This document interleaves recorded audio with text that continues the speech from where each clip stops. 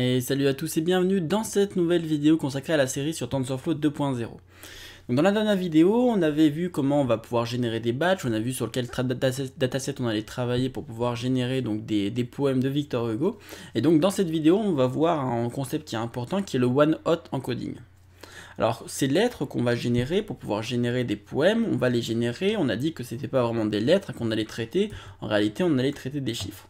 Donc là, on va considérer qu'on a un vocabulaire assez réduit, donc c'est-à-dire qu'on a un vocabulaire qui est constitué ici seulement de 4 caractères. Donc on a L, U, I et espace, donc seulement 4 caractères. Donc là, on va considérer que le vocabulaire est donc réduit, donc le nombre de lettres possibles est assez réduit. Donc là, on a seulement donc une séquence de 1, 2, 3, 4, donc L, U, I, espace.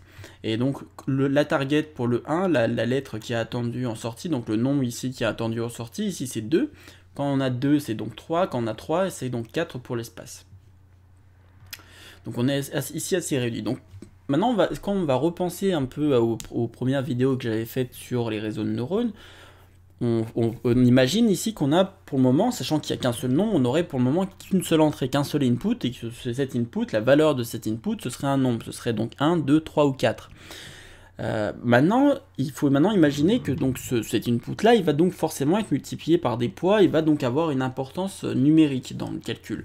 C'est-à-dire quand on pense à la multiplication avec un poids, une valeur qui a 4 a plus d'importance qu'une valeur qui a 1. C'est-à-dire que généralement, quand le modèle va s'entraîner, il va modifier les poids du réseau pour faire en sorte que ces poids ils prêtent plus d'importance à certaines features et moins d'importance à d'autres features, comme on l'avait déjà vu.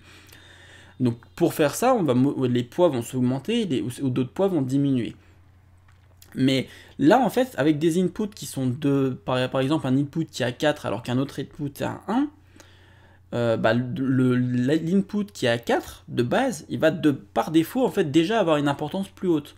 Et l'importance en fait des inputs va encore avoir plus d'importance, mettons si on considère un vocabulaire large, donc par exemple un vocabulaire comme dans le vocabulaire total qu'on travaille sur le projet, qui est environ un peu plus de 30 caractères, 34 caractères je crois, et le 34e caractère de base, son input vaudrait 34, alors que le premier caractère, son input vaudrait 0. Donc par défaut, l'input en fait avec la valeur 34, dans les calculs matriciels qui vont s'effectuer dans toutes les opérations, par défaut, à l'initialisation du réseau, cet input là aurait une importance 34 fois plus importante que le premier caractère de notre vocabulaire. Donc la question qu'on peut se poser, c'est est-ce qu'il y a une raison pour que justement il y a un caractère qui est plus d'importance qu'un autre? Pourquoi est-ce qu'on donnerait plus d'importance qu'un autre à certains caractères plutôt que d'autres? Et la réponse est qu'en fait, il n'y a pas de raison que dans notre calcul, dans le calcul total qui est effectué, un certain caractère ait un poids plus important par défaut que d'autres caractères. Donc pour limiter ça, on va non pas seulement représenter en fait nos nombres sous forme de nombres, mais on va les représenter sous forme en fait vectorielle. Donc c'est-à-dire que chacun des nombres ici va se représenter non pas sous forme d'un nombre, mais sous forme de vecteur. Et ça s'appelle le one-hot encoding. Donc ça veut dire que sachant qu'ici on a 4 nombres possibles, chacun de ces nombres va se représenter avec un vecteur de 4 valeurs. Et donc ça va donner quelque chose comme ça. C'est-à-dire que ici, plutôt que d'avoir un seul input avec une seule valeur qui soit 1, on va avoir 4 inputs. On va avoir 4 inputs. Et seulement le premier input, parce que là c'était le 1, seulement le premier input va être à 1. De la même manière, ici le 2, le deuxième, c'est seulement tous les éléments, tous les inputs ici vont être à 0, sauf le deuxième, parce qu'ici il y avait un 2.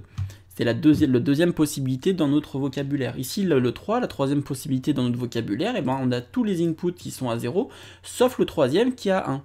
Et en fait, en faisant ça, déjà, on distingue chacun des inputs par un input séparé. Enfin, chacun des caractères est distingué par un input qui est séparé.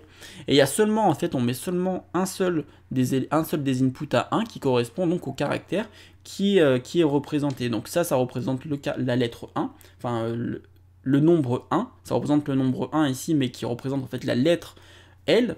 Ça représente la lettre U. Ça représente la lettre I. Et là, s'il faudrait représenter la lettre espace, en fait, il y aurait un 1 seulement ici. Et tous les autres seraient à 0. Et cette manière de représenter en fait des informations comme ça, quand on a des classes, en fait le one-hot encoding c'est donc très bien, très efficace lorsqu'on a différentes classes et qu'on n'a pas envie d'assigner des nombres à ces classes, tout simplement parce qu'il n'y a pas de raison que certaines classes aient une importance, aient une plus grosse importance par défaut que d'autres. Toutes les classes ici, sachant qu'on traite des caractères, sont égales. Enfin, donc il n'y a pas de raison qu'il y ait une classe qui ait un nombre plus haut que l'autre et que dans le calcul ça pèse davantage. Donc ce qu'on fait, c'est qu'on représente toutes ces lettres, toutes ces différentes classes sous un format qu'on appelle le one-hot encoding. Donc one-hot comme un seul 1 en gros, donc un encodage en gros avec un seul 1 à l'intérieur. Et donc ça, ce one-hot, donc en gros les inputs de notre réseau de neurones récurrents qu'on va utiliser dans ce projet-là, et bien ces inputs-là vont être représentés par, sachant que dans notre projet on a donc 24 inputs, enfin on a 34 inputs à peu près, et ben on aura donc en entrée un vecteur de 34 valeurs où chacune des un seul élément de tout le vecteur sera 1. Donc là c'est ce que j'ai fait en fait dans cette partie là du projet. En fait donc là ce que j'aurais pu faire, donc là j'ai créé un layer pour vous donner encore un exemple c'est vraiment pour vous donner un autre exemple parce qu'on n'aurait pas forcément eu besoin du layer, mais c'était vraiment pour vous donner encore un autre exemple de comment est-ce qu'on pourrait utiliser un layer dans un projet comme ça.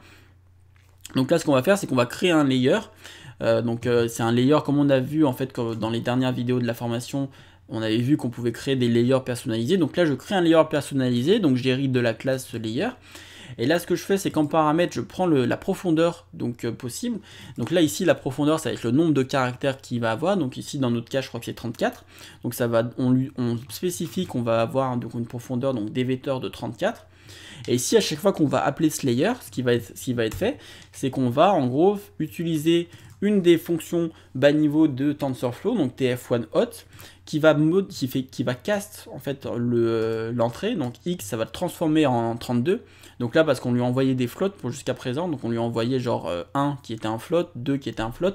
Donc là déjà premièrement ce que ça fait c'est que ça transforme le x en int 32, donc ça fait en sorte que ce soit un int, et ça utilise la fonction one-hot qui, à partir d'un int qui est donné et à partir d'une profondeur, donc si là par exemple on passe le chiffre 5 et qu'ici on a 10, et ben on aura on se retrouvera avec un vecteur de 10 valeurs avec seulement le cinquième élément qui a 1.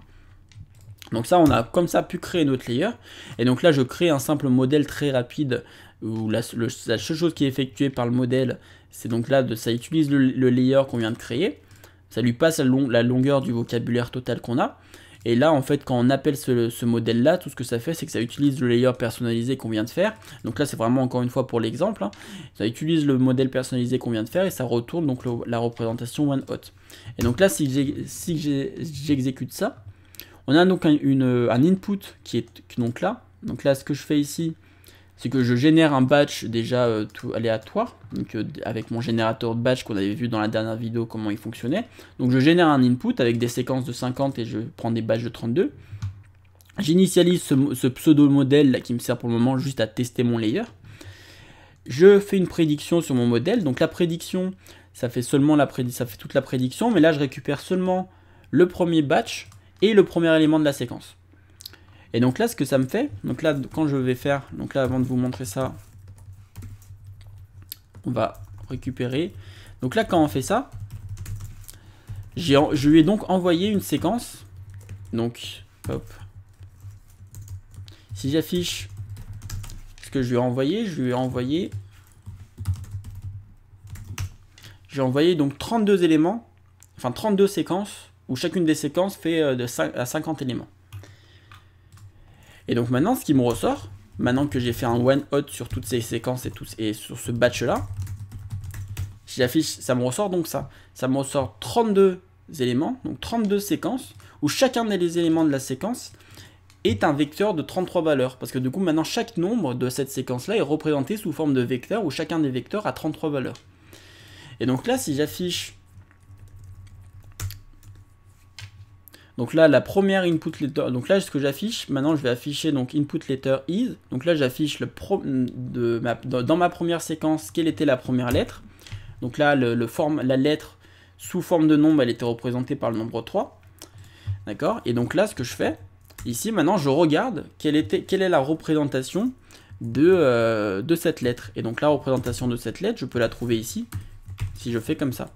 Et si je fais ça, et ben, j'ai la représentation de cette lettre, et on voit que c'est la représentation de cette lettre, c'est donc un vecteur de 33 valeurs, où toutes les valeurs sont à 0, sauf la troisième, donc la troisième élément, 0, 1, 2, 3, le troisième élément qui a 1. Et donc ça, c'est une représentation en one-hot encoding, donc qui nous permet de pouvoir... Donc en gros, maintenant, les inputs de notre réseau de neurones récurrents, ça va pas être seulement un nombre, c'est déjà pas une lettre quoi qu'il en soit, parce qu'on peut pas gérer les nombres, parce qu'on peut pas gérer les lettres, ça va pas être un nombre, parce qu'on n'a pas envie justement que certains nombres aient une plus grosse importance que d'autres, parce qu'il n'y a pas dans notre cas de raison que certains nombres aient une plus grosse importance.